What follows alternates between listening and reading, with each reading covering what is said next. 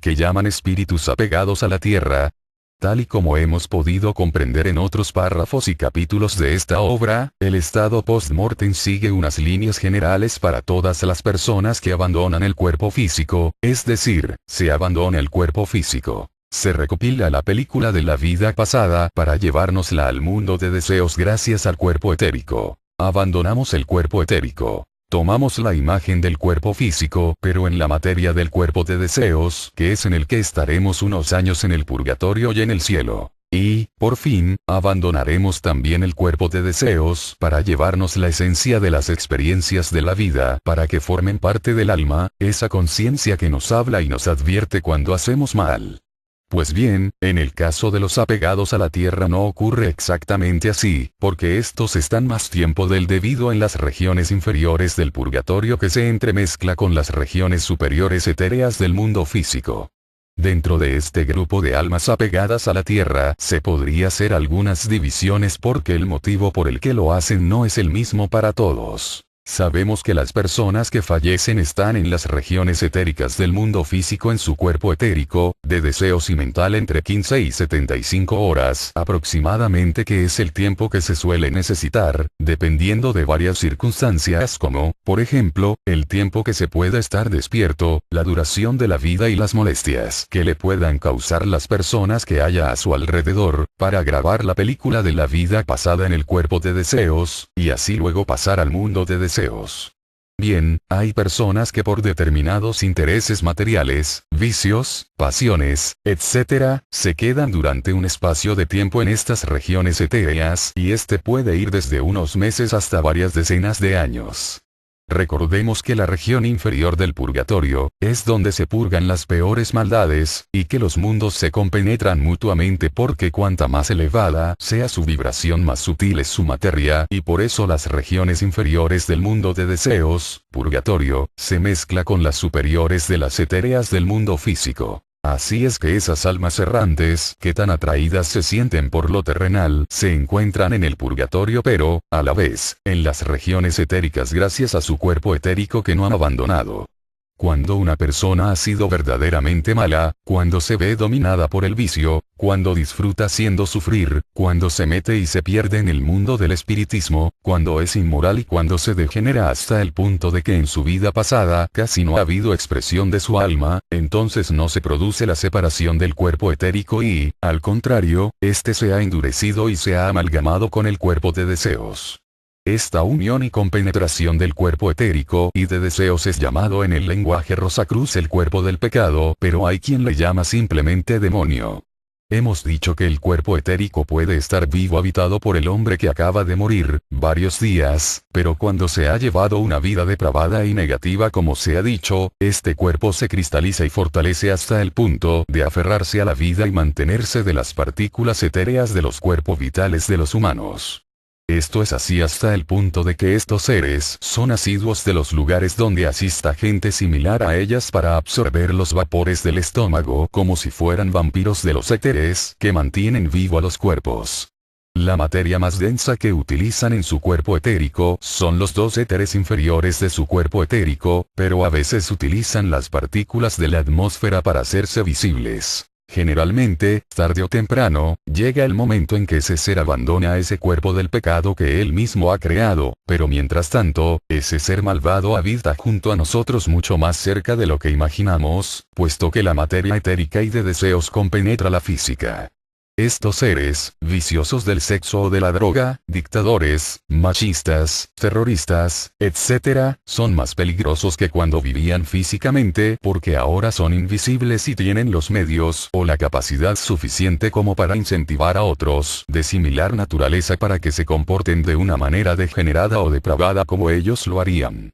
Según estudios clarividentes, estos seres son causantes de accidentes, asesinatos, violaciones y otros hechos similares, actuando así tranquilamente porque saben que la ley no les puede hacer nada, y alegrándose enormemente cada vez que consiguen lo que desean. También hay que decir que solo abandonan a su víctima que manipulan cuando ésta se ve impedida para actuar. Esta podría ser la razón, o una de las razones principales por las que hay que abolir la pena de muerte. Ahora cabe preguntarse cuántas de las personas que toman un arma y asesinan a un grupo de personas sin razón aparente, no ha podido estar influenciada por algún demonio de esta clase. Como ya mencioné cuando escribí el artículo sobre los contactos con los fallecidos en el más allá, quien practica el espiritismo como la Ouija o la escritura automática, se arriesga a encontrar seres como estos, otros menos malos y otros buenos. Estos seres apegados a la Tierra pueden producir los efectos llamados poltergeist e incluso aparecerse a los presentes y hacer otras muchas cosas gracias a la fortaleza y a la densidad de su cuerpo etérico.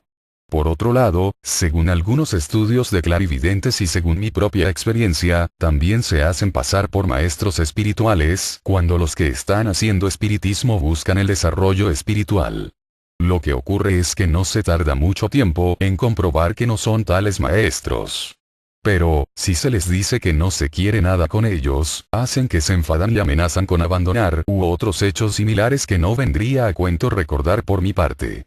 Como se puede ver y como he repetido muchas veces, nunca se debería introducir nadie en el mundo del espiritismo ni de la mediunidad porque se puede ver engañado, obsesionado, manipulado, etcétera, etcétera, a lo que habría que añadir, en muchos casos, la pérdida de la felicidad. Es evidente que cuanto más atrás en la historia más casos se podrían encontrar sobre estos cuerpos del pecado o demonios, puesto que el hombre estaba más atrasado y era más partidario de la guerra y de la venganza, pero todavía hoy se pueden dar muchos casos de estos. Lo que sí se puede afirmar es que todo el mal que siguen haciendo después de abandonar el cuerpo y gracias a ese cuerpo del pecado, tendrán que pagarlo en las regiones más bajas del purgatorio, que solemos llamar infierno.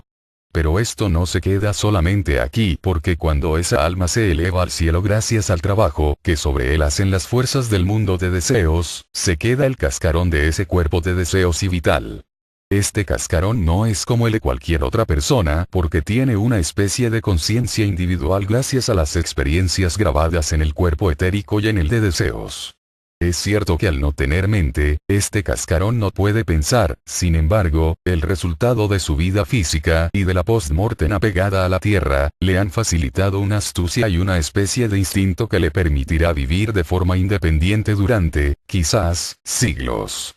Como el comportamiento de esta persona ya en la Tierra no fue nada espiritual y como el cuerpo del pecado empeoró la película de su vida, está claro que no tiene motivos para estar mucho tiempo en el segundo ni en el tercer cielo, por eso solo está el tiempo necesario para preparar un nuevo ambiente para su próxima vida y renace muy pronto para satisfacer esos deseos materiales y personales que tanto le dominaron y que debe terminar de superar. Como enseña la filosofía oculta, cuando un ego desciende para renacer otra vez en el cuerpo físico, atrae la parte kármica que se relaciona con su vida anterior y sus deudas con la humanidad, por tanto, el cuerpo del pecado se une al ego, en su nueva personalidad, para hacer frente a su destino. Hay casos en que ese cuerpo del pecado apegado a la nueva personalidad ha sido ocupado por un elemental y eso hace que esa persona sea diferente. Otras veces los elementales ocupan el cuerpo del pecado y se valen de él para contactar con mediums llegando a ocurrir, a veces, que cuando el medium muere, le expulsan de sus cuerpos y los utilizan, ellos valiéndose de las experiencias grabadas en los mismos.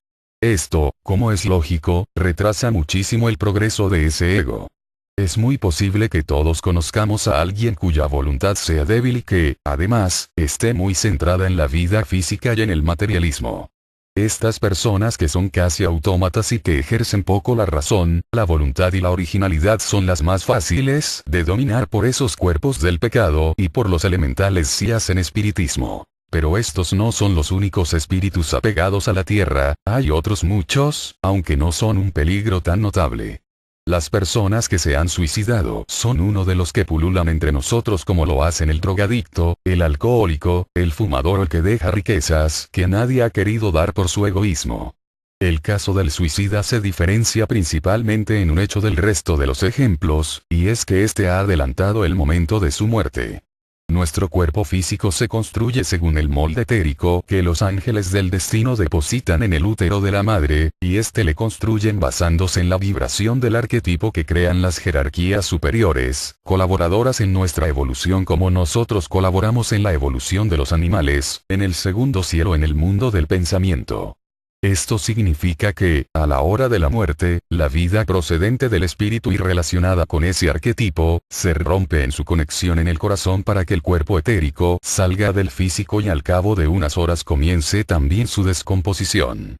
De este modo el ego queda libre para ir al purgatorio y al cielo y después continuar hasta llegar a su hogar con la quintesencia de la vida pasada. Pero, cuando una persona se suicida, lo que hace es forzar la ruptura en el corazón y la salida del cuerpo etérico del físico, con la diferencia de que al cuerpo de deseos se le une parte de los éteres inferiores, más densos, y de los gases del cuerpo, quedándose el suicida con un cuerpo astral muy materializado y muy sensible y susceptible a lo más bajo e inmoral precisamente por no tener el amortiguador cuerpo físico. Porque una persona se suicide no elimina la vibración del arquetipo que existe en el mundo del pensamiento y que mantiene vivo el cuerpo físico, por tanto, suicidarse es como decir que no ha madurado lo suficiente como para recoger la cosecha de lo que debería ser su vida. Entonces, en el más allá, lo que hace es que sigue intentando hacer la vida de antes, pero con las sensaciones del cuerpo físico aunque sin tenerle, hambre, sed, etc., lo que le produce un fuerte dolor agudo en todo el cuerpo. La única solución que a veces encuentran los suicidas para calmar ese dolor es aspirar a olores fuertes y muy condimentados. Es muy posible que en el caso de que la persona sea culta, moral y con anhelos e ideales elevados, sufra menos o tenga alguna ayuda. De todas formas, aunque se le puede ayudar hablándole, haciendo una programación de lo que le queremos explicar hasta dormirnos, mientras dormimos y orando por él para que nuestros pensamientos benefactores y auxiliadores sean como un guía y ayuda espiritual, no dejará de sufrir hasta que llegue la fecha prevista para su fallecimiento físico. Mientras el arquetipo vibre, estará intentando atraer materia para el mantenimiento del cuerpo, pero como no tiene cuerpo físico no la atrae y el suicida tiene una sensación muy grande de hambre. El suicida, como cualquier otra persona, puede cumplir con el tiempo programado y morir cuando el arquetipo se colapse, puede alargar su vida si lleva una vida pura, o puede acortarla cuando desprecia las oportunidades y las posibilidades de progresar moral y espiritualmente. El hecho de suicidarse suele ser a causa de no querer cumplir con sus deberes y responsabilidades, pero el suicida no sabe que después de morir está más vivo que nunca y que es mucho más sensible a todo lo terrenal. El estado de sufrimiento temporal de un suicida también es una oportunidad de aprender algunas lecciones. El suicidio es una manera de escapar o un acto de cobardía para no afrontar el destino, a veces, maduro e inevitable que la ley de consecuencia nos trae. Pero el sufrimiento mismo también hará que en la próxima vida no tenga el coraje necesario para volverlo a hacer y sí lo tenga para cumplir con su destino y para enfrentarse a sus problemas. Está claro que el sufrimiento no va a cambiar nada de lo que tenga pendiente como causa de su suicidio, por tanto, tendrá que volver a ver a las personas o a vivir las circunstancias del pasado para saldar deudas y fortalecer el carácter. Las leyes divinas son sabias y el suicida extraerá su adelanto de dicho sufrimiento, dándose cuenta de que lo que hizo fue un acto voluntario y por eso no puede culpar a nadie. Aunque no con la conciencia terrenal, somos nosotros quienes aceptamos el destino que nos ofrecen las jerarquías creadoras, en el mundo del pensamiento, de ese arquetipo, y como el arquetipo tiene vida, vibración y sonido, para determinados años seguirá intentando atraer materia para los cuerpos etérico y físico con la intención de mantenerlos vivos. Lo triste, además del sufrimiento y el dolor, es que tendrá la escena del suicidio siempre presente hasta que llegue el momento en que debía morir, y esto ocurre en la división inferior del purgatorio. La única ventaja que se puede obtener es que durante esa estancia tendrá tiempo suficiente para estudiar y razonar profundamente los motivos del suicidio y así fortalecer su carácter y su voluntad. El arquetipo vibrante situado en la región concreta del mundo del pensamiento, es el que atrae el material, de acuerdo con esa vibración, que, según su desarrollo espiritual, le pertenece para formar sus cuerpos. Pero como cada cuerpo también tiene un átomo simiente que emite una vibración, como un diapasón, de acuerdo al arquetipo, resulta que el átomo simiente del cuerpo físico del suicida sigue vibrando con la intención de atraer materia y así lo seguirá haciendo hasta que cesen dichas vibraciones del arquetipo. Al no tener cuerpo físico, el suicida vive una especie de tormento o angustia que le hace sentirse como si le hubieran arrancado o sacado a la fuerza de su cuerpo físico. La muerte no cambia a la persona fallecida y según sea la moral, los deseos e inclinaciones de ésta así podrá arrepentirse y purgar sus deudas o, por el contrario, continuar en esta parte inferior del purgatorio apegado a los vicios y placeres, haciendo presa y mal a los vivos, pero es conveniente tener presente que los molinos de Dios muelen muy lentamente pero lo hacen muy fino. Cuando una persona muere asesinado o por accidente porque no ha tomado las debidas precauciones o porque ha sido víctima de un hecho sin mala intención, no ocurre como en el caso de los suicidas, sino que está en una especie de sueño temporal hasta que llegue la hora en que debía morir. El suicida es consciente sí de que le falta el cuerpo y por eso sufre al sentir intensamente la vida, lo cual solo puede calmar en algún grado gracias a las personas físicas y a los médiums. Visto desde el punto de vista de la materia, el arquetipo es un espacio vacío vibrante cuya nota clave atrae la materia y los éteres para sus futuros cuerpos. El suicida está conectado con su cuerpo de deseos al arquetipo y como tiene los átomos simientes o núcleos sobre los que se forman el cuerpo etérico y el físico pero no tiene esos cuerpos, tiene una sensación de estar hueco, lo que, como he dicho, se traduce en un gran hambre. Él tiene materia a su alcance para atraer hacia su cuerpo físico pero como el átomo simiente, que es el que debe atraerla, no recibe la vibración del arquetipo como cuando estaba en el cuerpo, no puede atraer la materia.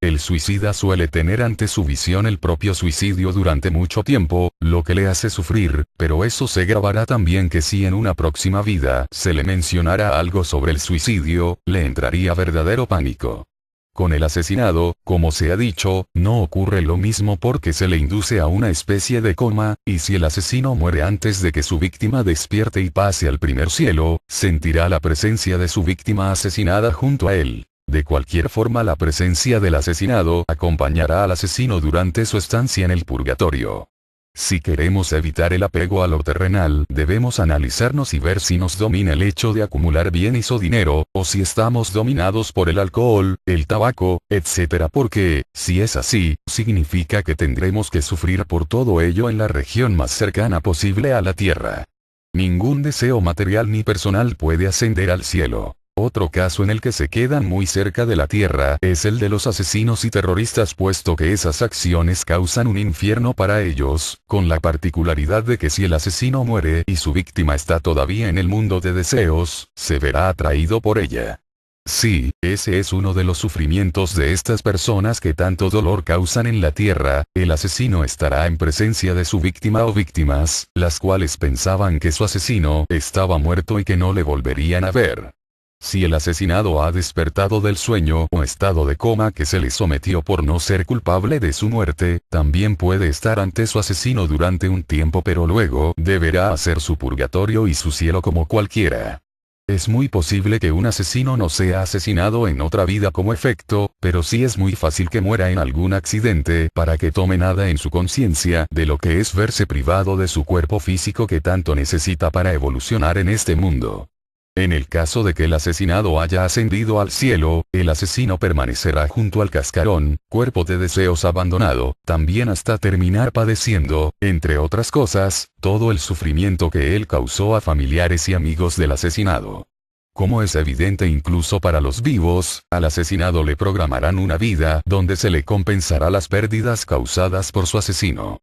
En las regiones inferiores del mundo de deseos domina la fuerza de repulsión, que es la encargada de desintegrar las formas negativas y de más baja vibración. Aunque la fuerza de atracción domina en las regiones superiores, cielo, también actúa en parte en el purgatorio con la intención de atraer para que las formas crezcan, siempre dentro de un equilibrio. Esto significa que si la ley de atracción actuara plenamente en estas regiones inferiores atraería mucho mal que, a su vez, tendría que eliminar la ley de repulsión para que no reinara el mal. Así es que cuando un ser llega a la primera región con sus vicios y maldades que le atan a la tierra, debe purgar, eliminar de sí mismo, todo el mal y todos esos deseos y vicios, si no lo hace no podrá elevarse hacia el cielo. El equilibrio se mantiene cuando dos maldades, una atraída y otra que está en fase de repulsión, se enfrentan por ser similares pero no idénticas en su naturaleza, se destruyen mutuamente.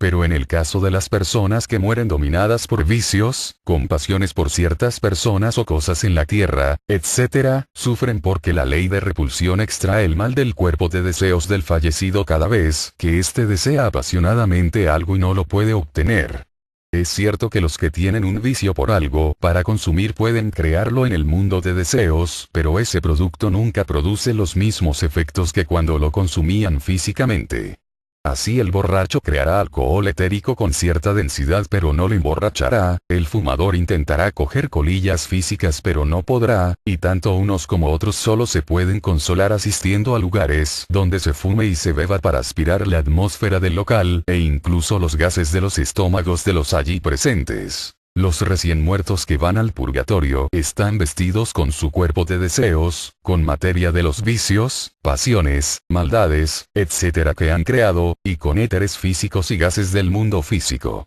Esta materia es la más grosera y se encuentra en la capa externa porque es la primera que debe ser eliminada por medio del sufrimiento hasta que el fallecido comprenda que esos deseos groseros no caben en esas regiones y que la ley de repulsión tiene que arrancárselo para que la de atracción, que gobierna en el cielo, haga su función.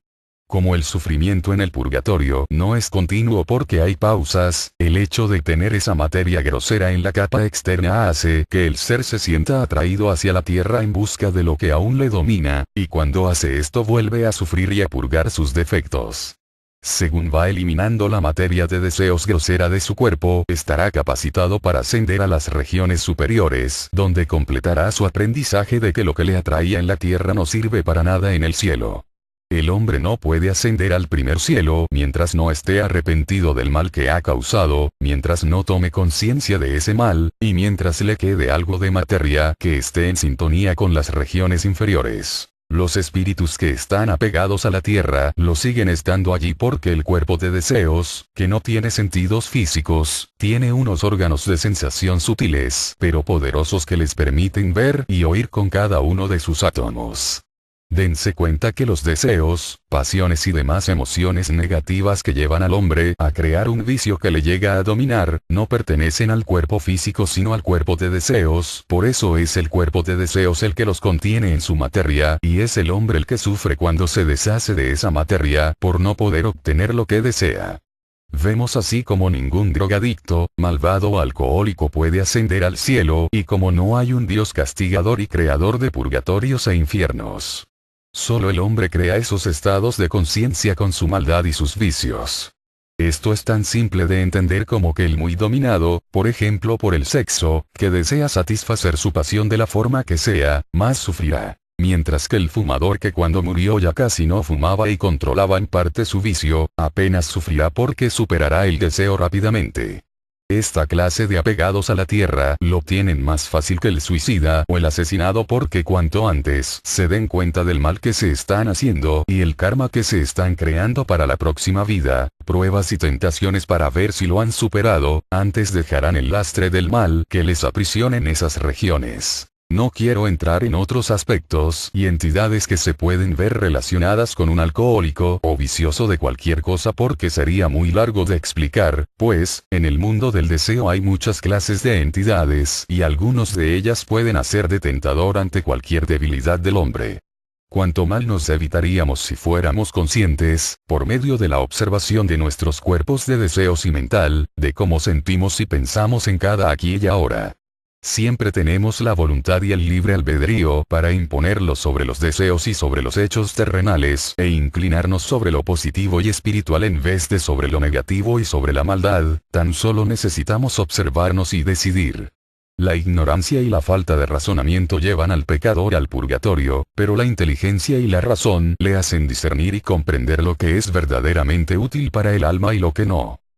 Otros aspectos de la vida en el más allá. La vida en el más allá puede ser muy variada dentro de un mismo o similar grado evolutivo, y como ejemplo de ello podemos ponernos cualquiera de nosotros mismos como personas más o menos cultas y buenas que cumple con sus obligaciones y responsabilidades. Cada uno de nosotros lleva una vida externa y otra interna que, aunque similar a otros muchos, nos enriquece internamente de forma individual. Cada fallecido puede ser consciente en unos planos y quizás en otros no. Los más atrasados, evolutivamente hablando, son conscientes en las regiones inferiores del mundo de deseos y los más adelantados, además, también lo son en las superiores del tercer cielo. Según su conciencia así ven los fallecidos el mundo donde se encuentran, pero como la materia se hace cada vez más sutil, según se asciende por los mundos, tenemos que las regiones donde están los menos adelantados y la gente normal, purgatorio y cielo, son de materia tan sólida a la visión que, durante un tiempo, creen que siguen en el mundo físico.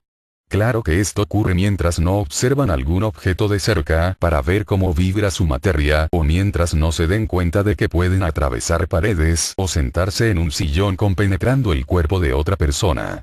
Solo a partir de ahí pueden comenzar a cambiar su imagen y el ambiente donde suelen encontrarse, pues la mayoría de los recién muertos creen que siguen entre las cuatro paredes de su casa y con su familia. Como ejemplo, la película El sexto sentido con Bruce Willis. Otros notan antes que han fallecido si han sufrido mucho por una enfermedad y algún auxiliar invisible le explica cuál es su situación y le dice que ya no tiene ninguna enfermedad ni, como consecuencia, dolencia alguna. Naturalmente que el despertar en el más allá se produce más pronto que tarde porque el muerto quiere comunicarse con sus seres queridos y llega un momento en que comprende que algo ha debido de ocurrir porque nadie responde a sus palabras ni a sus toques. En esos momentos quizás se pase mal, dependiendo de las creencias personales y de las enseñanzas inculcadas a esa persona. Así, el devoto que cree y se ha imaginado un cielo donde ser feliz, allí se encontrará, pero el malvado que cree en que recibirá un castigo en un infierno, también encontrará ese panorama y lo vivirá durante mucho tiempo.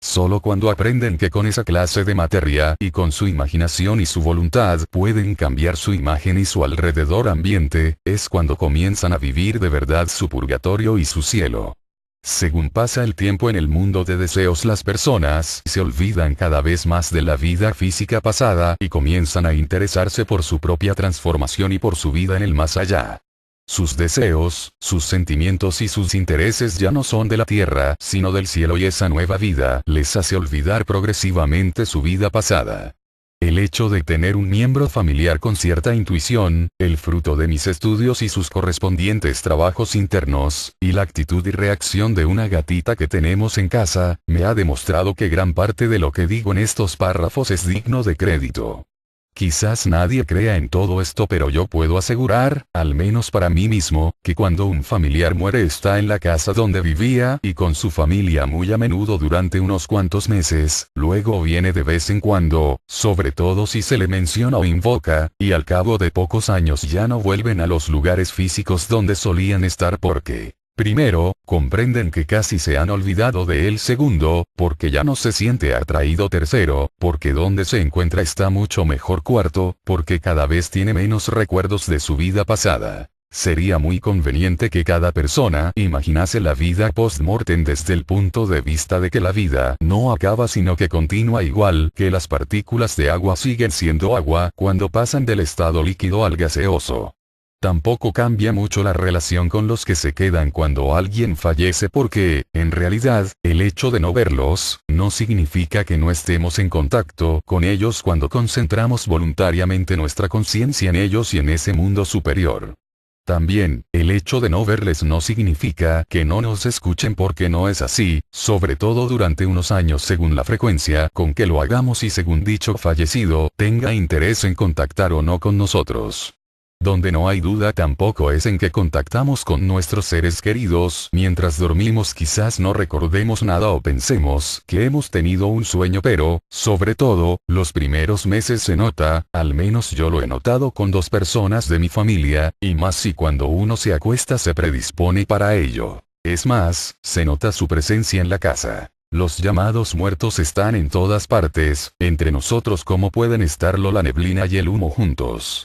Muchos están en sus cosas, pero otros también van y vienen por las calles, los hospitales, los bares, o las iglesias según fueran sus inclinaciones cuando vivían. Otros que descubren que allí está todo el conocimiento que desean se dedican a estudiar y a desarrollar su espíritu.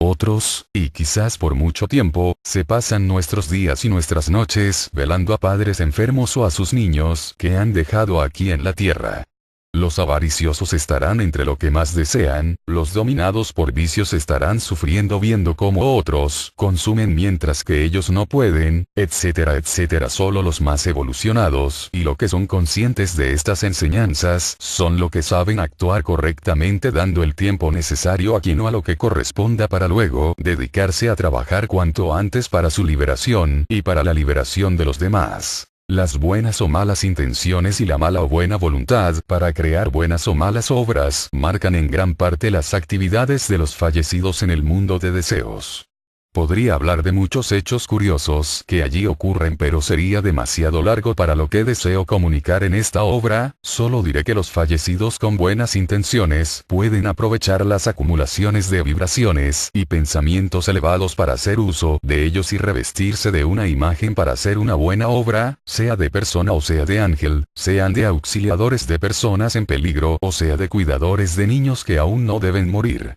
Muchas leyendas urbanas y supersticiones populares están basadas en las apariciones y trabajos hechos por altruistas y bien intencionados fallecidos. Me atrevo a decir que muchos de los llamados santos, porque después de muertos hicieron apariciones y obras aparentemente milagrosas, son personas buenas que se ofrecieron para actuar así porque les harían caso, pero también que ellos no podían explicar por qué y cómo lo hacían porque nadie les hubiera creído. El tema que estamos tratando en esta obra es tan amplio que se podrían contar infinidad de apariciones y casos de esos que siempre se han oído en casi todas las poblaciones. Yo al menos he conocido algunos. Hay mucha literatura al respecto, aunque muchos casos sean invenciones del autor, pero lo cierto es que los muertos pueden hacer muchas más cosas que aquí, aunque no puedan dar siempre pruebas de ello. Una de las pruebas de las que se han dado muchos casos es la de aparecerse ante alguien para dar a entender que acaba de morir. Los motivos son muchos para hacer esto, pero serían demasiado para enumerarlos. Lo cierto es que suelen aparecerse, principalmente a los seres queridos que hace mucho que no ven o a quienes y con quien tienen alguna relación o deuda importante, tal como están vestidos y tal como están en ese momento y según ellos mismos se imaginan.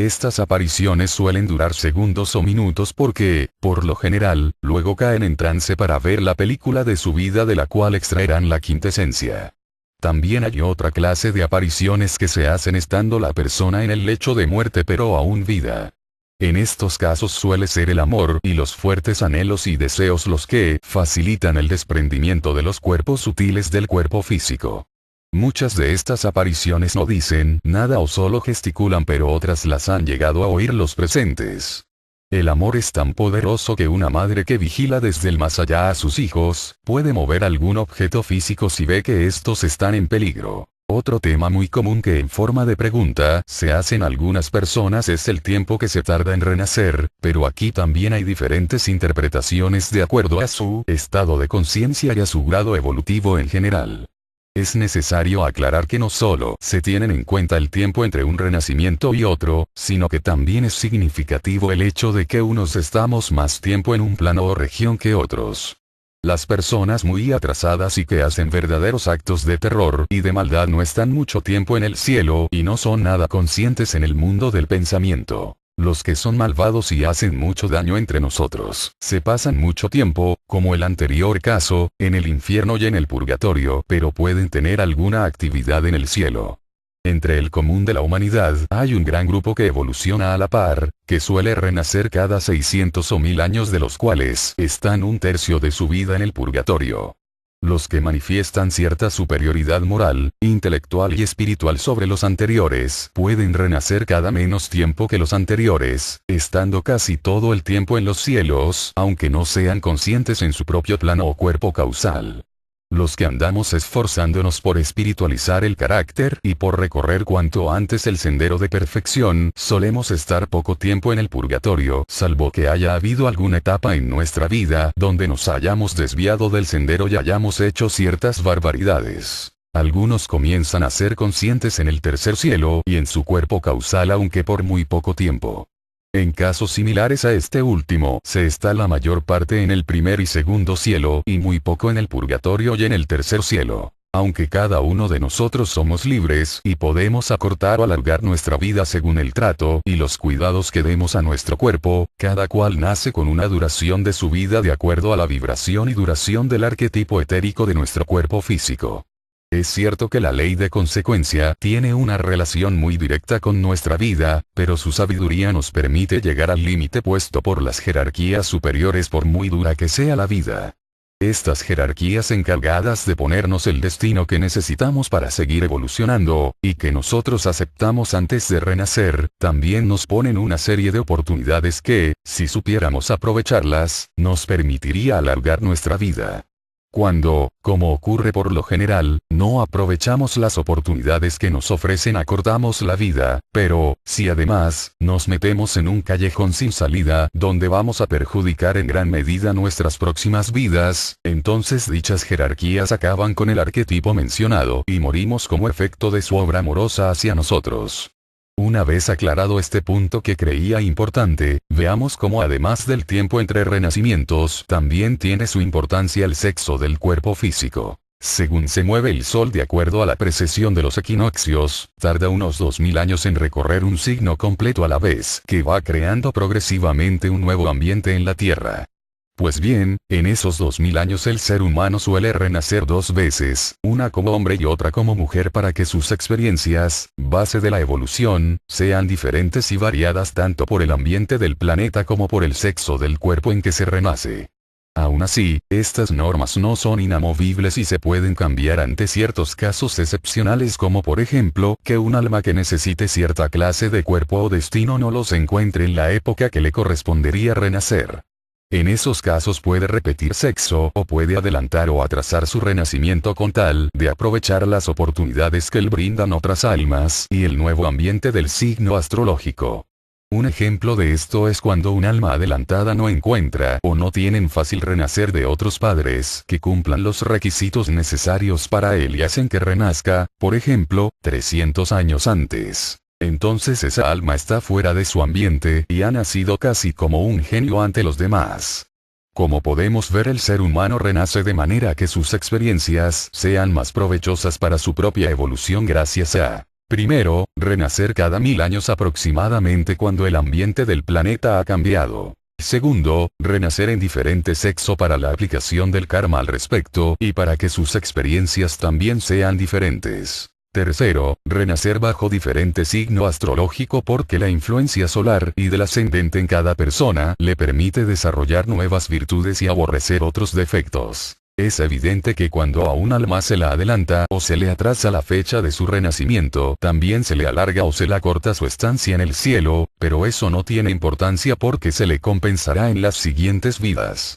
La sabiduría de los ángeles del destino siempre procura que los más adelantados estén menos tiempo en los mundos invisibles para que puedan servir en la tierra. Para terminar este capítulo no quisiera hacerlo sin mencionar algo que estoy seguro que muchas personas se preguntan, esto es, ¿las personas que mueren con el cuerpo destrozado o mutilado siguen estando así en el más allá? Hay que decir que no, más que nada porque hay seres que les ayudan y les explican cómo recomponer sus cuerpos. Hace varios siglos era común que la persona que moría en esas circunstancias sufriera porque pensaba que el cuerpo en el que se encontraba era el cuerpo físico, sin saber que es el cuerpo de deseos, que está compuesto de materia emocional. La propia evolución ha hecho que nos demos cuenta de ello, pero también hay que agradecérselo a la gran cantidad de auxiliares que hay en el más allá para ayudar a todos los que mueren en similares circunstancias. La persona que muere por efecto de una bomba es muy probable que no se dé cuenta de que su cabeza está destrozada y él sigue pensando y analizando la situación, lo que demuestra que sigue vivo y que la materia física de su cuerpo no es lo que piensa, sino que es la mente que es inmaterial.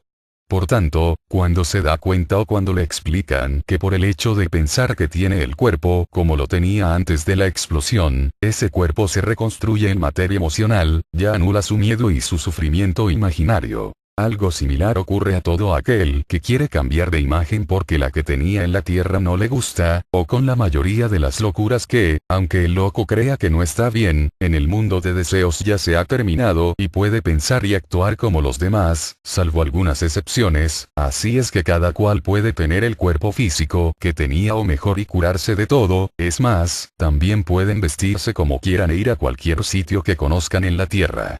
Cuando el fallecido pasa al mundo de deseos con su cuerpo emocional en forma ovoide, nada más tomar conciencia de ese mundo la persona, esa forma ovoide toma la imagen del cuerpo físico porque así piensa el fallecido que está vestido y porque esa materia emocional se ve atraída por los éteres superiores, éteres luminoso y reflector, que forman la imagen de lo que fue en la tierra. Sin embargo, si la persona desea crearse otra imagen o vestirse con ropa u otros objetos extraordinarios para él, deberá mantener una fuerte voluntad y una firme concentración sobre ese hecho porque, si no lo hace, pronto volverá a ser todo como era. Este poder no es otro que el que utilizan cierta clase de espíritus elementales para crear imágenes grotescas o terroríficas para asustar a los que llegan nuevos a ese mundo, pero cuando el individuo se da cuenta de que a ese cuerpo emocional no le puede pasar nada, se le quita el miedo y les planta cara para después comprobar que son dichos elementales los que huyen y desaparecen.